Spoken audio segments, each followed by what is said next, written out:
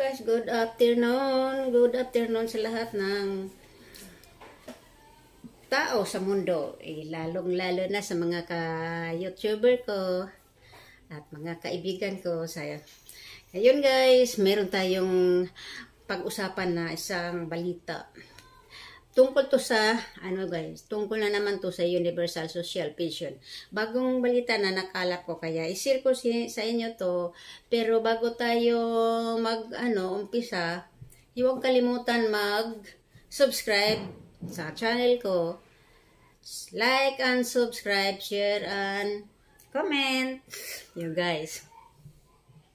Yan naman talaga ang ating nais na magkaroon tayo ng maraming kaibigan, i-share natin at mag-comment at mag-like. Yan guys. At ang panoorin natin ngayon ay galing sa PTV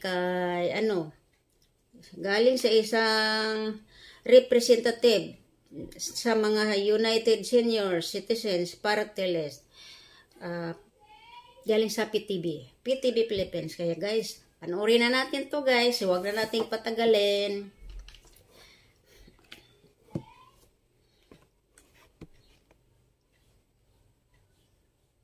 Ito guys, panoorin natin to si Representative Milagros Magsaysay ng United Senior Citizens Party List. Mainit po ngayon ang usapin sa mga senior citizens, no? Yes. Lalo na pagdating sa mga discount. Pero unahin po muna natin ito, no? Yung itinaas na pensyon from 500 to 1,000 pesos para po sa mga indigent na senior citizen. Is this something na matagal na po bang kailangan ng ating mga indigent senior citizen? Well, yes. Kasi yung 500, naman ang mabibili. Diba? So, okay lang naman na nabigyan ng increase ng 1,000.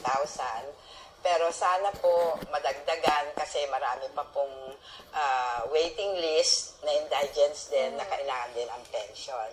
But better still, universal na sana. Lahat na ng seniors. Lahat na po.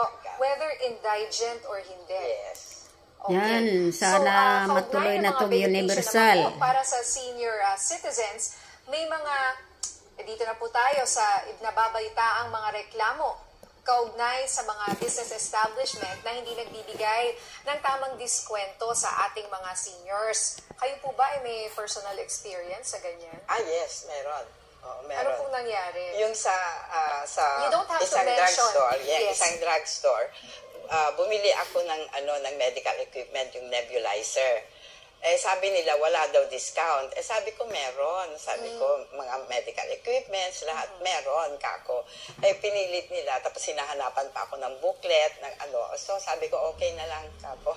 Ganun po at kayo na po ang representative ng mga senior citizens natin. How much more ordinary citizens, ma'am? That's right. Nakakilala po ba kayo? Well, hindi na lang para kasi ayoko na makipagtalo minsan. Pero sinabi ko sa kanila na tandaan ninyo, sabi ko, dapat irespeto ninyo yung benepisyo ng senior citizen na 20% discount plus 12% VAT exemption.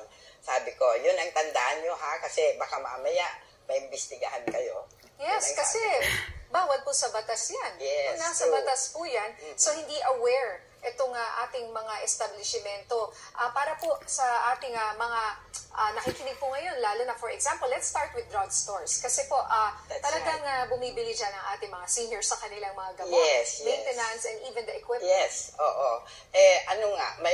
Talagang maraming reklamo sa mga drugstore na hindi nila binibigyan ng deskwento o kung bigyan man, hindi yung kumpleto.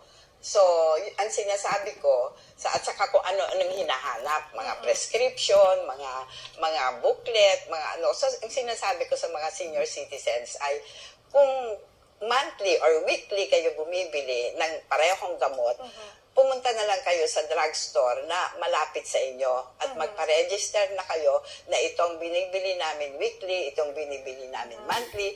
Nang sa ganon, huwag na silang hanapan ng prescription, huwag na silang hanapan ng mga booklet kung suki na sila doon. Ayun, It would be more beneficial for them at saka mas mapamadali. Opo.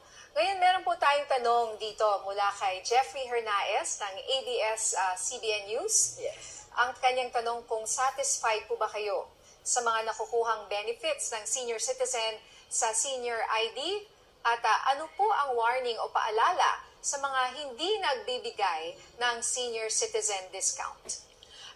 Nagpapasalamat ako kay Speaker Martin Romualdez sa talagang pagpaimbestiga niya dito sa issue na ito at naging aware ang mga establishment na talagang dapat i-honor nila dahil batas ito. Baka hindi nila alam batas ito na kailangang ipatupad. It is 12% VAT exemption because we are exempted from VAT and 20% discount. So ngayon, 32%. 32%. Pero ang computation kasi ay alisin mo na yung 12% VAT exemption, tapos the total, dun lang yung 20% senior citizens discount. So more or less, we get only about 30%. Yes. Nawawalan kami ng more than 2%. Opo. Oo. So, that's all right with you. well, yun nga din sinasabi ko, bakit 32% yung discount namin? Bakit hindi pa i-flat 32%? Para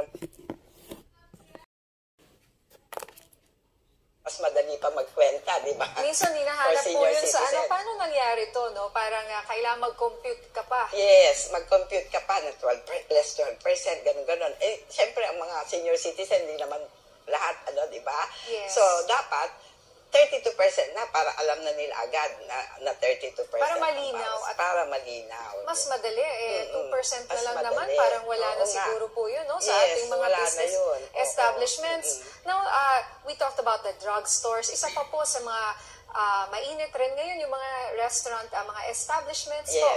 Na hindi nagbibigay or kulang-kulang yung binibigay nila. Kulang yung binibigay. So actually, nagkaroon nga ng investigation ng Ways and Means na I'm one of the members, napag-usapan namin yan at maraming mga establishment, may-ari ng hotels, may-ari ng restaurants, may-ari ng coffee shops, nandoon talaga. At least nalaman nila na talagang aware sila. And I think next Tuesday, magkakaroon kami uli ng hearing, baka na kami ng penalty talaga. Oh, yeah. Opo.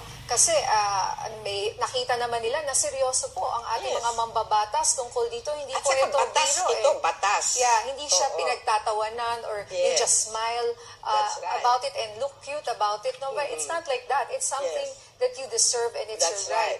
So, I want to ask about the hotel. Sabi niyo po, meron po kayong may 20% discount sa hotels ang ating mga seniors? Yes, meron. Dapat all services, all hotels, all restaurants, lahat, all establishments, dapat meron kaming discount. Let's say family room at kasama nung senior yung kanyang mga, let's say anak or mga apo. Paano po yun Well, i-apply? Yung senior citizen ang magre-register. Siya ang magkukuha ng family room na yun, and the 20% should apply. Yes, and the 12% VAT. Plus the 12%.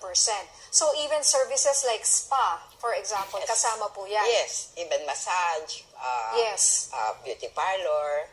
Oh, so kung nagpa-kulay sila ng buhok, may 20%, nagpagupit ng buhok. Yes. Kasama po yan. All services. All services, just to be clear. And also concerts. Yeah. Even concerts. Yes. Talaga ha? Wow. How about yung ito, sa mga flights and travel? Domestic. Domestic, may 20%.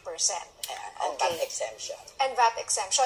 Ngayon, para lang po mas malinaw sa ating mga kababayan, let's say kumain sila sa isang restaurant at grupo po sila. Yes. Ano po ba yung patakaran doon? Let's say sila po ay nag-order para sa kanilang lahat. Kung ilan yung senior citizen, let's say 5 sila, no? 3 ang senior citizen, 2 yung hindi. Yung bill, let's say 5,000, i-divided by 5. Ngayon, yung 3,000 lang ang covered ng discount. Oo. So, you divide it para kung sino kasi yung lahat sila seniors, nagsalo-salo yun lang ang sa order na yun. Or minsan po, meron din kami, Bigyan for ng, example, ito, na-experience ko rin, na discount. nag-order, nakita ko naman na nag-order yung mga kasama ko pong senior ng appetizer and of course, their main dish. Kung tatlo ang Pagdating po nung senior, bill, di tatlo lang din discount ang yung appetizer lang. bigyan ng Sabi po nung discount. senior, Yan, hindi naman guys. appetizer ang kinain namin. Yes. Lahat, dapat, kung ano yung nakain nila, at senior citizens, lahat sila, 100% yung sila discount. lahat. At ang minsan pinipili po yung pinakamura doon sa in-order mo. Kung may kasama, kung meron kang hindi kasama na senior citizen, yun ang usually practice nila. Pero in fairness naman, may mga ibang restaurants naman na pinipili naman nila yung mas mahal. Yung mas mahal. Okay. Ngayong taon po, Mama, punta naman po tayo sa inyo.